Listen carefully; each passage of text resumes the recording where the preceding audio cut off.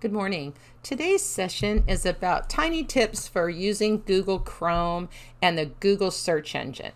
I have went ahead and I've launched Google Chrome. You can always type up into the URL bar or the resource locator bar, type google.com. You may have a shortcut that looks like a little donut on your desktop to launch the program, and that's fine too.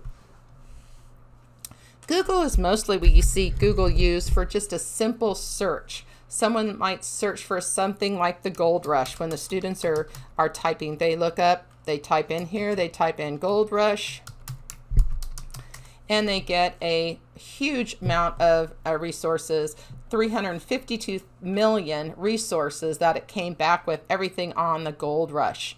Notice as you go down here, you can find about the gold rush in Arizona. You can learn about the gold rush in Alaska, the gold rush in a lot of different places. And what I want to do is I want to narrow down my search. So maybe I want to know who started the gold rush and how it started. So I might look, we do something we call researching. And to research, I take some of the information I find in here, such as historical facts, like I want to find out about the gold rush of 1849. So I can go in here and I want to put the California gold rush of 1849. Let's see if that narrows down any of my resources. It does just a little bit. It narrows it down to 2,060,000. So it does give me a little bit less, and it's more focused on what I want. And then students need to be able to look at this information and figure out, is it valuable? Take a look at some of the extensions. Coloma.com, that's actually where the gold rush started. We look at some of these PBS. Those are pretty, looking at some of the sites and the domains will help us to figure out how Britannica, Khan Academy are very valid. As you get into some of the ones that are less low down, when you get into joesblog.net, those are some of the things you want to look at and say, hey, is that information really valid? We want to make sure that students are maybe fact checking on 2 or 3 different sites. So those are some of the things that we want students to know how to do and to evaluate whether the search is good or not. So that's one way to search. It's just basically putting it right into the search engine. There's other things that we might want to do. A student might be doing a research paper on the gold rush and need some pictures.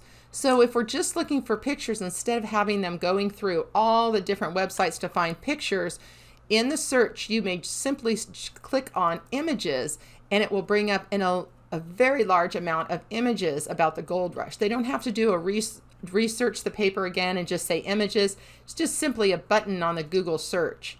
And when a student finds something that they want to put into their paper, they can click on the picture. I'm going to go ahead and go back to the Google search page. Another thing that they can do is an advanced search. So sometimes they get too many resources and we want to narrow it down. So one of the things they can do is under settings up here in the toolbar, and I'm going to click on advanced search. In the advanced search here, I can go ahead and I can type in California Gold Rush. And let's say I only want a certain time period. I only want it from 1848 to 1852. I only want to find things that are on the gold rush during that time. I can change the language, the region. I can choose a specific site or domain so that if I only want it to be from a .edu or from an organization, I can do that.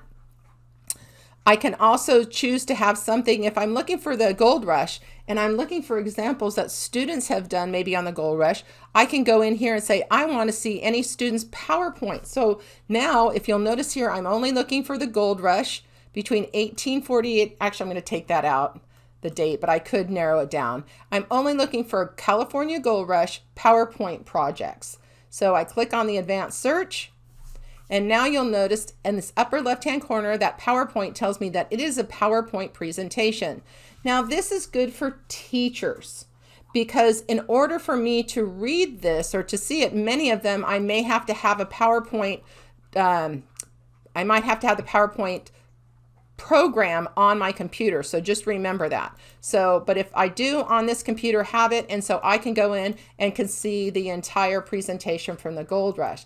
But this is a great way for teachers to find resources, presentations that have already been built by other teachers. The next tool I'm going to show you is to search by voice. Some of your students, maybe special needs students, maybe some of your regular students aren't really good spellers and struggle when it comes time to try and figure out how to type something into the search. They don't know how to spell it. They spend a lot of time typing, and you don't want them to spend all that time doing that. So what you can do is I can search for the Gold Rush just using my voice. So I'm going to go back to the Google blank page here. And over on the far right, you'll see this icon, and it says search by voice. So I'm going to go ahead and tap it, and I'm going to search for California Gold Rush. California Gold Rush. Here's a summary from Wikipedia. The California Gold Rush was a gold rush that began on January 24, 1848, when gold was found by James W. Marshall. So that will help students to be able to move forward and know that they're in the right place. They don't have to mess with typing or using, not challenging sometimes for being able to spell it correctly. The last one I'm going to show you is a really great feature if you're trying, excuse me, if you're trying to identify something. When I went to Hawaii, I had pictures. I brought back pictures of quite a few waterfalls. And after a while in Hawaii, one waterfall looks like the next, but I did want to identify them, like which island was that on? Which waterfall was that? So what I had was a picture with no information. Sometimes around school you might find a bird or something, a flower that you want to identify. So you can take a picture of it, or the student can take a picture of it, and then you can compare it to other ones that are on the internet. Let me show you how you do that. On my desktop, I have a picture of a structure, and I'm going to go ahead and I'm going to go right back to my Google, beginning my search. First, I have to go over the right-hand side of my screen, and I'm going to tap Images. When I tap Images, you'll notice that over here, this icon, the camera shows up, and I am going to search by an image. So I click on that, and it says, where's the image you want to upload? So I have it on my desktop. So oh, there it is. The picture of the historical park, and I upload it, and it will compare my picture with all the other pictures that are posted on the internet, and then give me the information about it. Kind of a neat way to find out things that might be of mystery, or having students to find things out by visual, getting them to see things deeper into what they're working with. And I think those are some great ways to search.